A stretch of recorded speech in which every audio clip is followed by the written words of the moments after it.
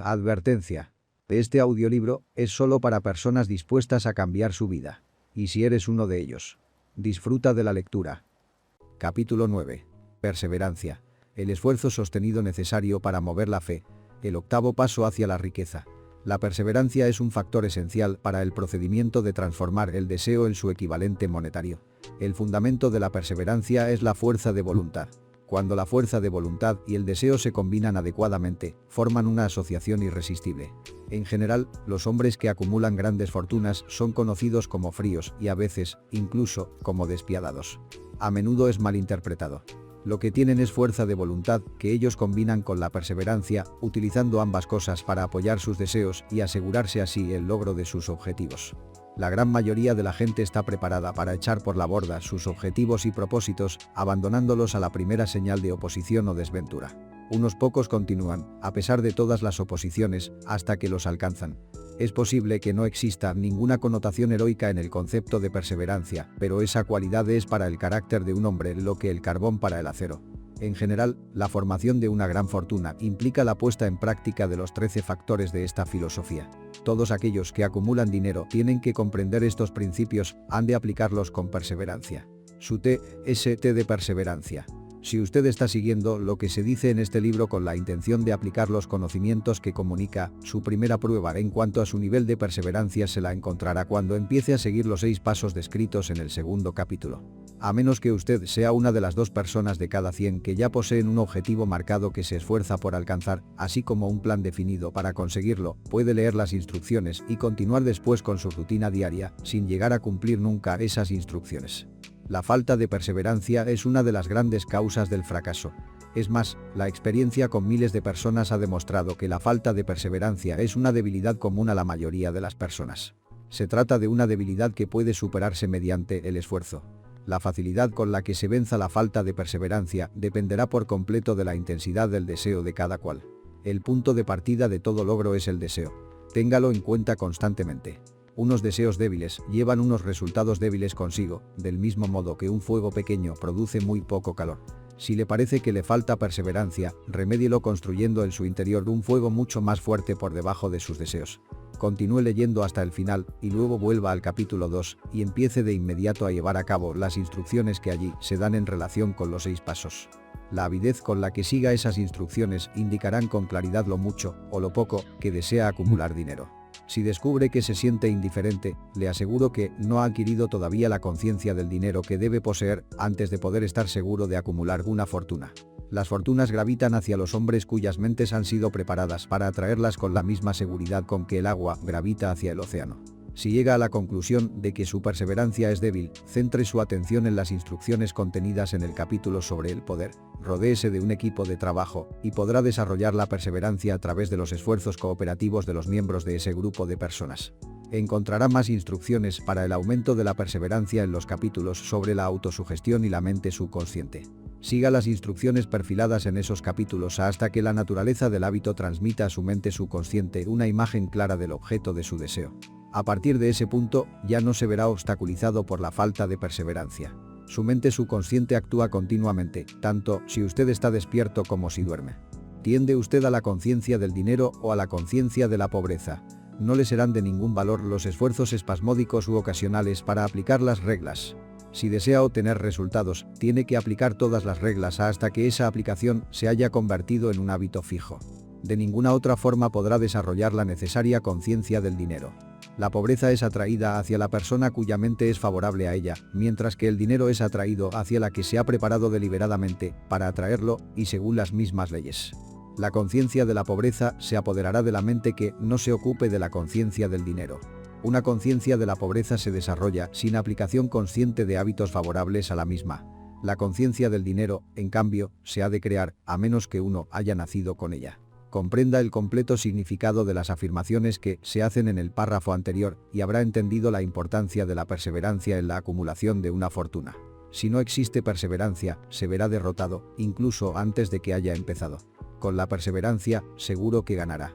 Si alguna vez ha experimentado una pesadilla, se dará cuenta del valor de la perseverancia. Se encuentra usted en la cama, medio despierto, con la sensación de estar a punto de ahogarse. No se siente capaz de volverse de lado, ni de mover un solo músculo. Se da cuenta de que tiene que recuperar el control de su cuerpo. A través de un esfuerzo perseverante de fuerza de voluntad, se las arregla al fin para mover los dedos de una mano. Mientras continúa con el movimiento de los dedos, extiende su control a los músculos de un brazo, hasta que puede levantarlo. Luego, de la misma manera, consigue el control del otro brazo. A continuación logra controlar los músculos de una pierna, y luego de la otra. Por último, y con un supremo esfuerzo de voluntad, recupera el control completo de su sistema muscular, y entonces logra escapar de su pesadilla. El truco se ha efectuado paso a paso. ¿Cómo librarse de la inercia mental? Es posible que le sea necesario librarse de su inercia mental. Debe hacerlo mediante un procedimiento similar, con movimientos lentos al principio, para luego aumentar poco a poco su velocidad hasta recuperar un control completo sobre su voluntad. Sea perseverante, sin que importe la lentitud con que se mueva al principio. Con la perseverancia llegará el éxito. Si selecciona con cuidado a su equipo de trabajo, encontrará en él a una persona por lo menos que le ayudará en el desarrollo de la perseverancia. Algunos hombres que han acumulado grandes fortunas lo hicieron impulsados por la necesidad. Desarrollaron el hábito de la perseverancia porque fueron impulsados por las circunstancias y tuvieron que llegar a ser perseverantes.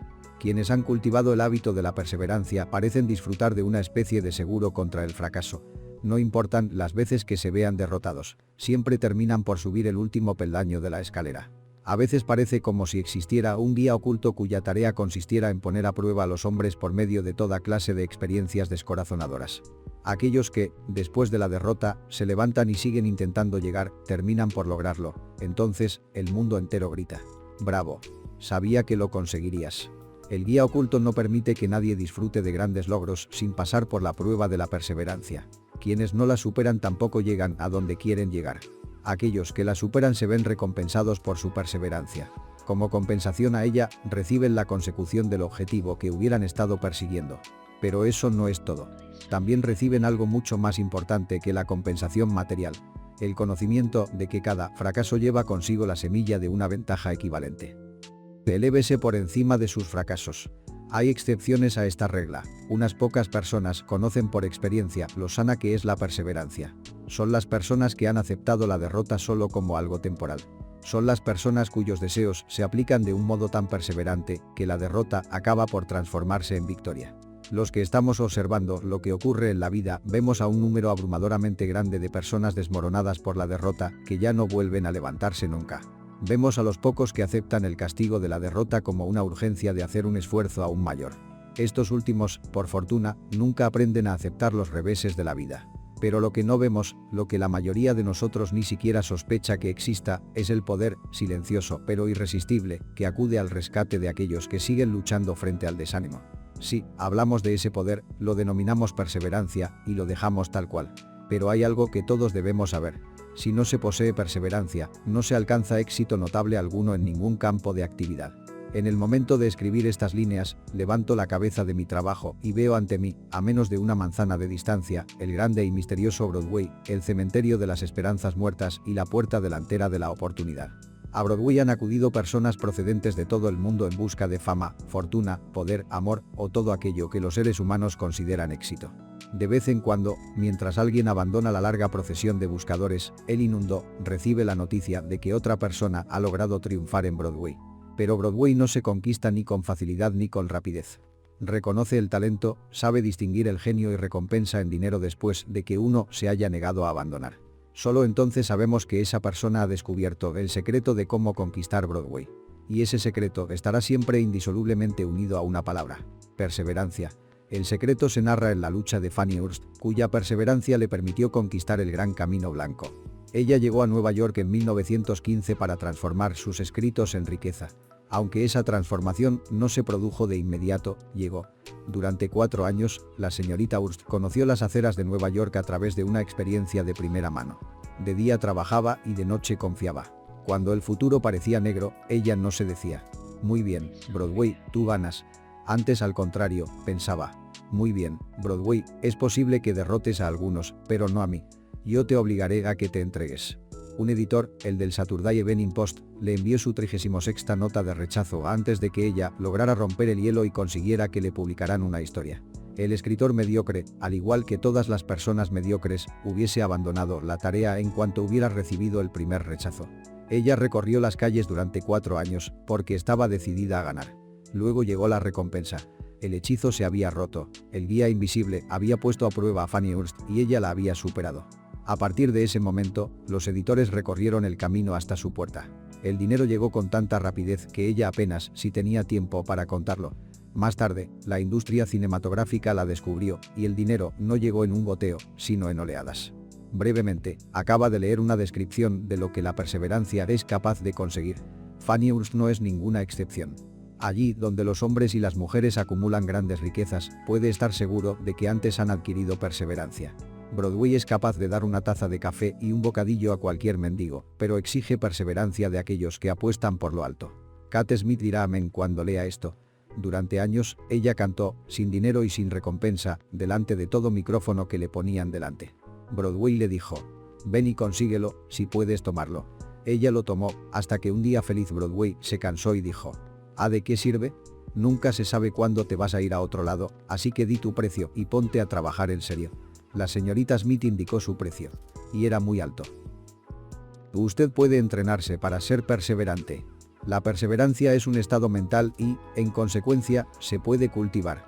Como todos los estados mentales, la perseverancia se basa en causas definidas, entre las que se encuentran las siguientes. 1. Definición de propósito. Saber lo que uno quiere es el primer paso, y quizás el más importante, hacia el desarrollo de la perseverancia. Una motivación lo bastante fuerte nos fuerza a superar muchas dificultades. 2. Deseo. Resulta comparativamente fácil adquirir y mantener la perseverancia en persecución del objeto de un deseo intenso. 3. Confianza en sí mismo. Creer en la capacidad propia para llevar a cabo un plan le estimula a uno a conseguirlo con perseverancia. Se puede desarrollar la confianza en sí mismo por medio del principio descrito en el capítulo sobre la autosugestión. 4. Definición de planes. Los planes organizados, aun cuando sean débiles y poco prácticos, estimulan la perseverancia. 5. Conocimiento exacto. La perseverancia se ve estimulada por el hecho de saber que los planes de uno son sanos y que están basados en la experiencia o en la observación. Suponer en lugar de conocer destruye la perseverancia. 6. Cooperación. La simpatía, la comprensión y la cooperación armoniosa con los demás tienden a desarrollar la perseverancia. 7. Fuerza de voluntad. El hábito de concentrar los pensamientos propios en la construcción de planes destinados al logro de un propósito definido conduce a la perseverancia. 8. Hábito. La perseverancia es el resultado directo del hábito. La mente absorbe y se convierte en una parte de las experiencias diarias de las que se alimenta. El temor, que es el peor de todos los enemigos, se puede curar con toda efectividad por la repetición forzada de actos de valor. Todo aquel que haya luchado en una guerra lo sabe muy bien. Haga su propio inventario de perseverancia. Antes de abandonar el tema de la perseverancia, haga un inventario de sí mismo y determine en qué aspecto particular, si es que hay alguno, le falta esta cualidad esencial. Mídase a sí mismo con valentía, punto por punto, y determine cuántos, de los 8 factores de la perseverancia, le faltan. El análisis puede conducirle a descubrimientos que le proporcionarán una nueva comprensión de sí mismo. Aquí encontrará a los verdaderos enemigos que se encuentran entre usted y un logro notable. No solo hallará los síntomas que indican una debilidad de la perseverancia, sino también las causas subconscientes profundamente arraigadas de esta debilidad. Estudie la lista con sumo cuidado y mírese a sí mismo con honestidad si desea realmente saber quién es usted y qué se ve capaz de hacer. Estas son las debilidades que deben dominar todos aquellos que acumulan riquezas. Fracaso a la hora de reconocer y determinar con claridad y exactitud qué es lo que se desea. Dilación, con o sin causa. Por lo general, apoyada por toda una serie de justificaciones y excusas. Falta de interés para adquirir conocimientos especializados. Indecisión, el hábito de pasar la pelota en todas las ocasiones, en lugar de abordar los temas de frente. Apoyada también por numerosas justificaciones. Hábito de apoyarse en justificaciones, en vez de crear planes definidos para la solución de los problemas. Autosatisfacción. Hay muy poco remedio para esta aflicción y ninguna esperanza para aquellos que la sufren. Indiferencia, habitualmente reflejada en la predisposición al compromiso en todas las ocasiones, antes que afrontar la oposición y luchar contra ella. Hábito de achacar a otros los errores propios y de aceptar las circunstancias desfavorables como algo inevitable.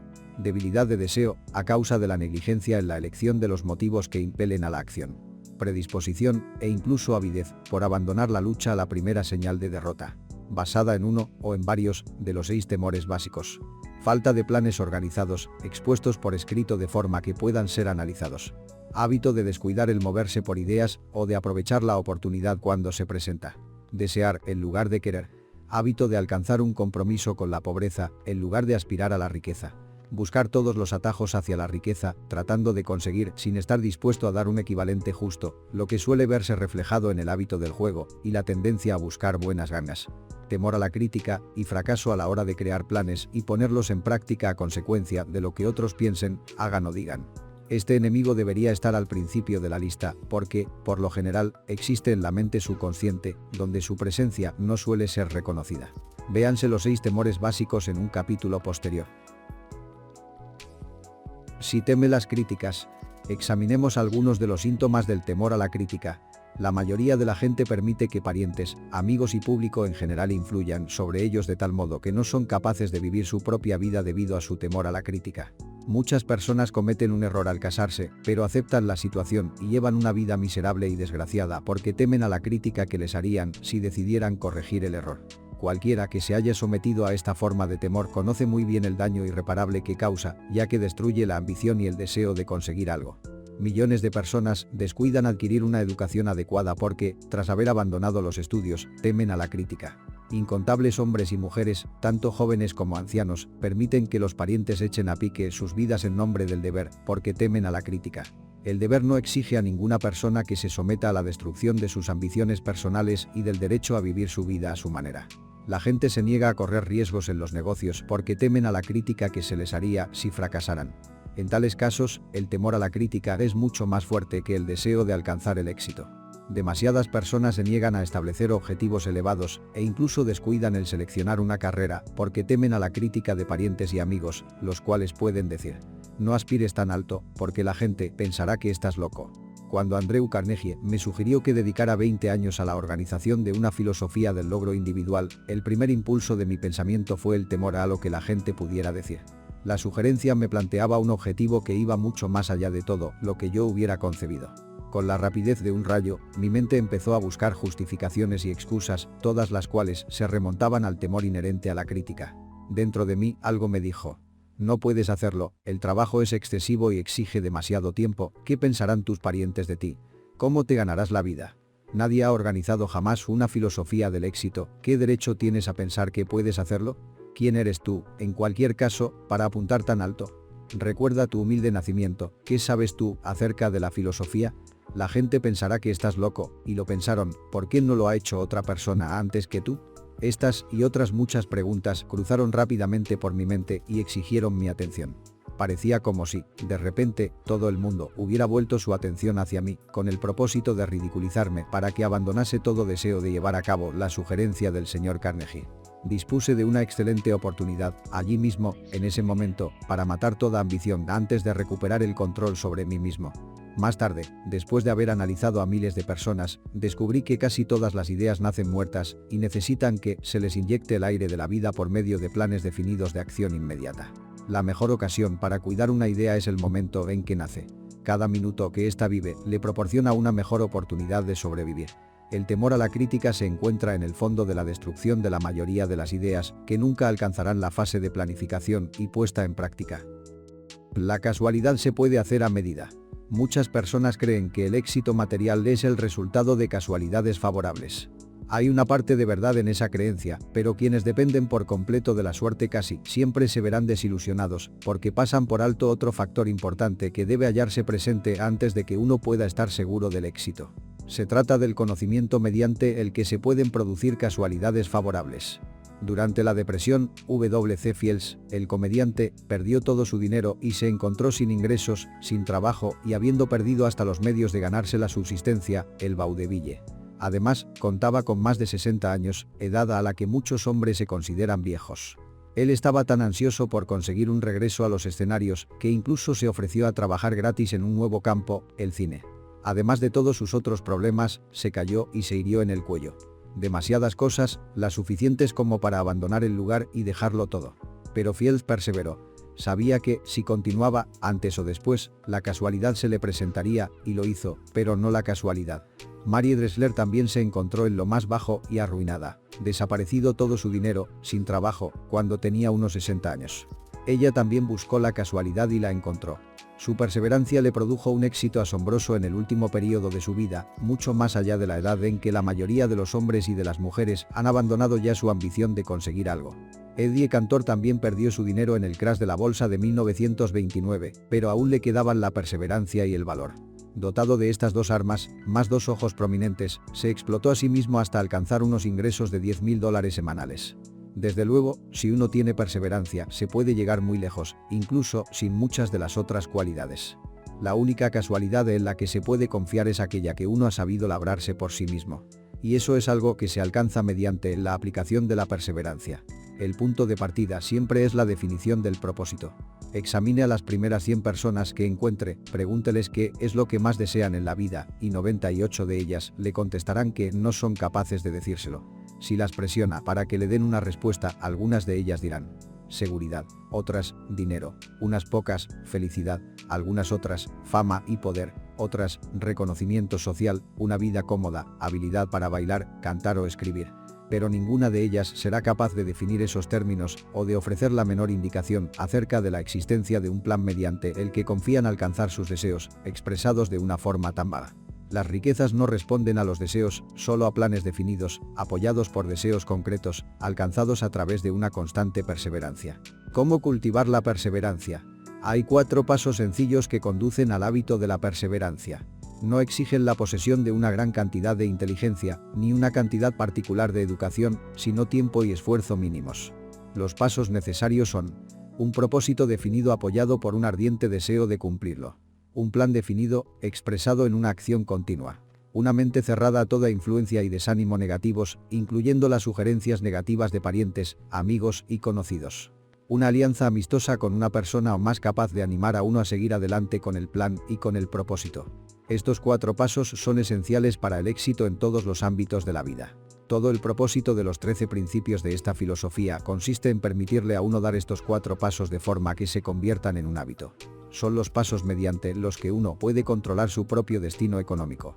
Son los pasos que conducen a la libertad y a la independencia de pensamiento. Son los pasos que conducen a las riquezas, en pequeñas cantidades o en grandes. Son los pasos que conducen al poder, la fama y el reconocimiento mundial. Son los 4 pasos que garantizan casualidades favorables. Son los 4 pasos que convierten los sueños en realidades físicas. Son los 4 pasos que conducen al dominio del temor, el desánimo y la indiferencia. Hay una magnífica recompensa para todos aquellos que aprenden a dar estos 4 pasos. Es el privilegio de escribir lo que ha de ser la propia vida y de conseguir que ésta proporcione lo que se le pide. ¿Cómo vencer las dificultades? ¿Cuál es el poder místico que da a los hombres de perseverancia la capacidad para dominar las dificultades? ¿Acaso la cualidad de la perseverancia despierta en la mente de uno alguna forma de actividad espiritual, mental o química que le permite el acceso a fuerzas sobrenaturales? Es que la inteligencia infinita se pone del lado de la persona que prosigue la lucha, aún después de que la batalla se ha perdido, a pesar de que todo el resto del mundo esté del lado opuesto. Estas y otras muchas preguntas similares surgían en mi mente a medida que observaba a hombres como Henry Ford, que, empezando desde abajo, construyó un imperio industrial de enormes proporciones, contando al principio con poco más que una gran perseverancia. O como Thomas Edison que, con menos de 3 meses de haber asistido a la escuela, se convirtió en el principal inventor mundial y consiguió que la perseverancia se transformara en el fonógrafo, la cámara de cine y la bombilla incandescente, por no referirnos a otro medio centenar de inventos muy útiles. Tuve el feliz privilegio de analizar tanto al señor Edison como al señor Ford, año tras año, durante un largo periodo de tiempo, y, en consecuencia, dispuse de la oportunidad de estudiarlos de cerca, de modo que hablo por conocimiento personal cuando digo que no encontré en ninguno de ellos cualidad alguna, excepto la perseverancia, que explicara ni siquiera remotamente la gran fuente de la que sus estupendos logros procedían.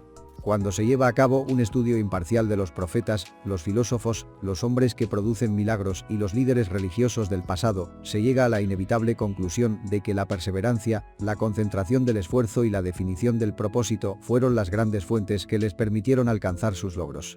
Consideremos, por ejemplo, la extraña y fascinante historia de Mahoma. Analicemos su vida, comparémosla con la de hombres de grandes logros en esta era actual de la industria y las finanzas, y observaremos que todos ellos tienen un rasgo común destacado: la perseverancia. Si está muy interesado en el estudio del extraño poder que proporciona potencia a la perseverancia, lea la biografía de Mahoma, en especial la escrita por Esad Bey.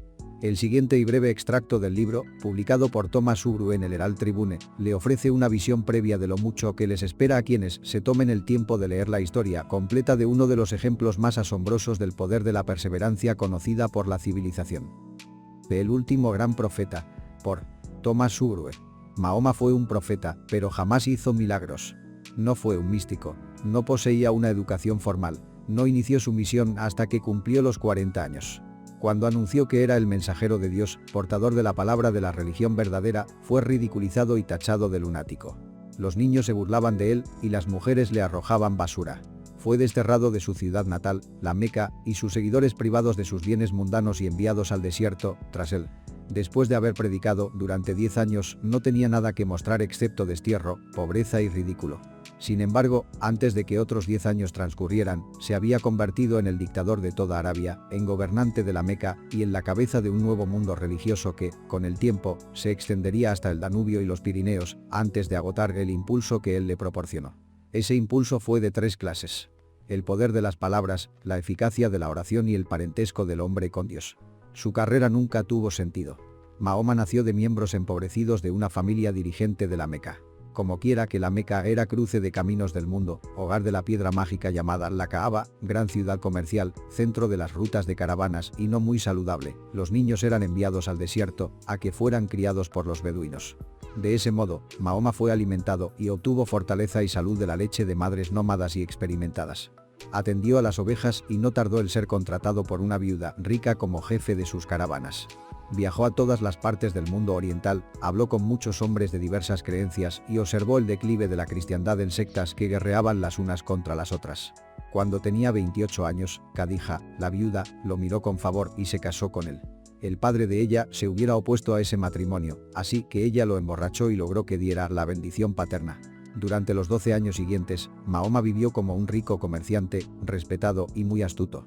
Luego empezó a deambular por el desierto, y un buen día regresó con el primer verso del Corán, y le dijo a Khadija que el arcángel Gabriel se le había aparecido y le había dicho que él iba a ser el mensajero de Dios.